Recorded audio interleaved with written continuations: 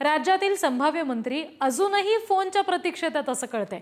कोणत्याही संभाव्य मंत्र्यांना फोनच गेला नाहीये असंही कळतंय। आज दुपारी 12 पर्यंत तरी या संभाव्य मंत्र्यांना फोन केला जाणार की फक्त आज मुख्यमंत्री आणि दोन्ही उपमुख्यमंत्रीच शपथ घेणार याकडे आता सगळ्यांचं लक्ष आहे। आणखी तपशील घेऊया, प्रतिनिधी सुशांत सावंत आपल्याशी जोडले गेलेले आहेत त्यांच्याकडून। सुशांत, अजूनही कुठल्याच मंत्र्यांना फोन गेला नाही असं कळते, नेमकी काय धाकधूक मंत्र्यांच्या मनात सध्या सुरू आहे? अगदी बरोबर आहे रिद्धी, आज दिवस उजाडलेला आहे शपथविधीचा। मात्र अजूनही जे संभाव्य मंत्री आहेत, भाजपमध्ये जवळपास 10 ते 15 संभाव्य मंत्री असतील असं आपण आधीच सांगितलंय।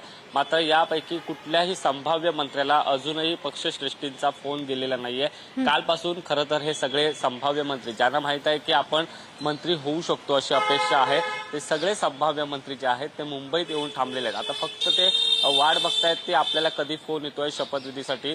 दुपारी 12 वाजेपर्यंत खरं तर हा फोन येणं अपेक्षित आहे। जर हा दुपारी 12 वाजेपर्यंत फोन आला नाही तर असं समजायला हवं की फक्त तिघच जण यावेळी शपथ घेतील, ते म्हणजे मुख्यमंत्री देवेंद्र फडणवीस, उपमुख्यमंत्री एकनाथ शिंदे आणि उपमुख्यमंत्री अजित पवार। त्यामुळे खरंच तिघच जण शपथ घेणार आहेत का, की या तिघांसोबत आणखी काही मंत्री जे आहेत ते शपथ घेणार, हे पाहणं तितकंच महत्त्वाचं ठरणार आहे। मात्र आपण जर पाहिलं असेल तर संभाव्य मंत्र्यांची जी आहे ती धाकधूक वाढलेली आहे। आपल्याला पक्षश्रेष्ठींचा फोन कधी येतोय याची वाट जी आहे ते सगळे संभाव्य मंत्री बघतात।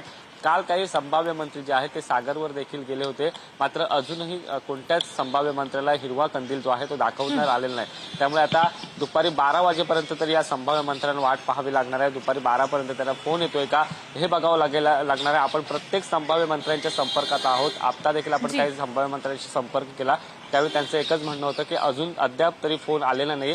आता आम्ही वाट बघतोय 12 वाजेपर्यंत तरी फोन येतोय का याची। जी सुशांत, धन्यवाद दिलेल्या सगळ्या माहितीसाठी।